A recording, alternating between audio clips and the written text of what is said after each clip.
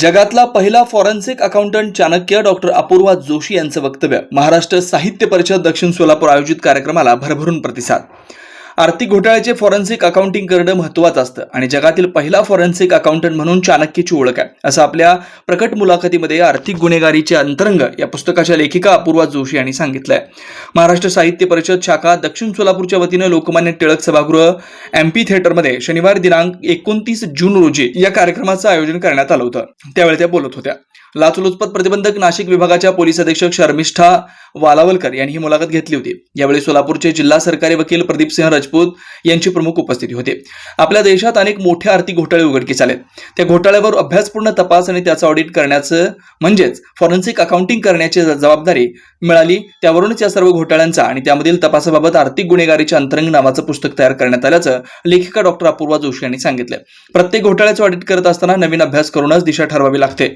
आर्थिक साक्षरता महत्त्वाची तसेच सायबर सतर्कताही आवश्यक आहे, असे डॉक्टर अपूर्वा जोशी यांनी सांगितलंय. गोष्टी लोकांना जास्त रिलेट होतात कारण त्या माहिती आहेत. फॉरेन्सिक सायन्स मधल्या या गोष्टी लोकांना कळतात आणि ते कळवण्याचं जे माध्यम होतं म्हणजे CID सिरियल होती.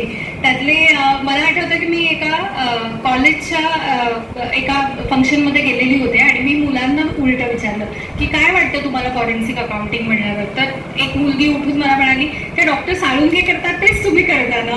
तर मग म्हणजे छान उत्तर होतं ते. पण अगदी तसंच आम्ही मनुष्याची चिरफाड न करता म्हणजे डेड बॉडीची चिरफाड न करता आम्ही अकाउंट्सची किंवा बॅलन्स शीटची चिरफाड करतो.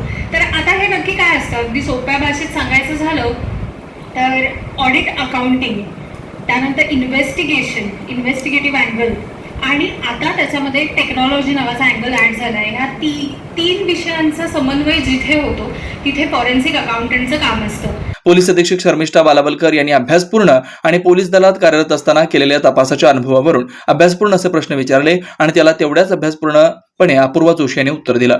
काही प्रश्नांच्या उत्तराला उपस्थितीत नागरिकांनी भरभरून दाद दिली. कायद्याची अंमलबजावणी करताना आलेले अनुभव शर्मिष्ठा वालावलकर यांनी प्रश्नातून मांडले. कायदे सक्षम आहेत परंतु इतर गुन्ह्यापेक्षा आर्थिक गुन्हेगाराचं प्रमाण वाढतंय, ही चिंतेची बाब आहे, असं जिल्हा सरकारी वकील प्रदीपसिंह राजपूत यांनी व्यक्त केलंय. प्रारंभी कार्यक्रमाचे प्रास्ताविक महाराष्ट्र साहित्य परिषद शाखा दक्षिण सोलापूरचे कार्याध्यक्ष प्रशांत बडवे यांनी केलं. त्यानंतर अविनाश महागावकर यांनी लेखिका अपूर्वा जोशी, पोलीस अधीक्षक शर्मिष्ठा वालावलकर आणि जिल्हा सरकारी वकील प्रदीपसिंह राजपूत यांचा परिचय करून दिला. त्यानंतर अध्यक्ष रेणुका महागावकर यांच्या हस्ते सत्कार करण्यात आला. असे सुद्धा जे महत्त्वाचे आर्थिक गुन्हेगारी संदर्भातले कायदे त्याच्यामध्ये जनतेला लवकरात लवकर कसं पैसा मिळेल किंवा त्या गुन्हेगारांना जास्तीत जास्त शिक्षा कशी लागेल. शिक्षा देण्याचं कारण असं असतं की त्या शिक्षेला घाबरून कोणीही त्या पद्धतीचा गुन्हा करू नये, तो त्या ठिकाणी उद्देश असतो. पण या कायद्यानुसार शिक्षा जर बघितल्या त्याची संपूर्ण मालमत्ता जप्त केली जाईल, परंतु तो गुन्हा उघडकीस येऊन ती मालमत्ता जप्त करेपर्यंत त्या मालमत्तेची तो विल्हेवाट लावलेली असतो. करा मला काय करणार आहे. या कार्यक्रमाचं सूत्रसंचालन कोषाध्यक्ष अमोल धाबळे यांनी केलं तर आभार कार्यवाह जितेश कुलकर्णी यांनी व्यक्त केले. मंच सजावट गुरु वठारे यांनी केलं. त्यावेळी पृथा हलसगीकर, अभय जोशी, विनायक होटकर, ज्येष्ठ विधिज्ञ धनंजय माने, उद्योगपती दत्तांना Suravase, doctor Shivratna Shete, Datta Gaikwad, doctor Shrikant Yelgaonkar, doctor Nasima Pathan आदींसह मान्यवरांची उपस्थिती होती.